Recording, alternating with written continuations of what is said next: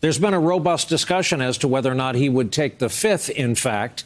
Right. He did, I guess, the opposite of that. He did absolutely the opposite. I mean, he did, I'm ready for my close-up, Mr. DeMille. I mean, he came with that big sort of smile on his face. He was ready to tell his story. He believes in his story, and he believes it's interesting. He emphasized a couple of points. First of all, this was the official policy of the President of the United States. He was enacting. It wasn't some sort of rogue campaign. Everybody was in on it. Everybody knew what was going on, despite what they might tell you.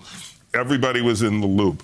The other thing that really struck me that he said was that it didn't actually matter if the Ukrainians actually investigated. It was that they announced an investigation. Yeah. That was the whole point, was to get the announcement of the investigation.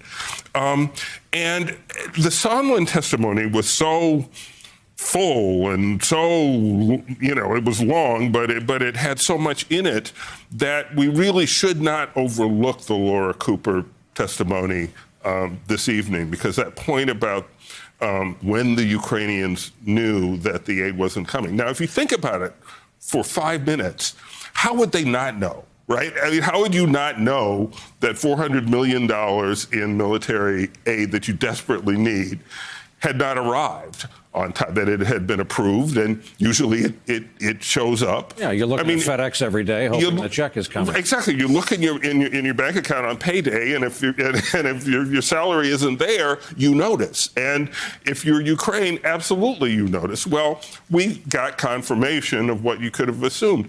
But yes, they noticed. They knew the money wasn't there, and they knew something was up. Hey there, I'm Chris Hayes from MSNBC. Thanks for watching MSNBC on YouTube. If you want to keep up to date with the videos we're putting out, you can click subscribe just below me, or click over on this list to see lots of other great videos.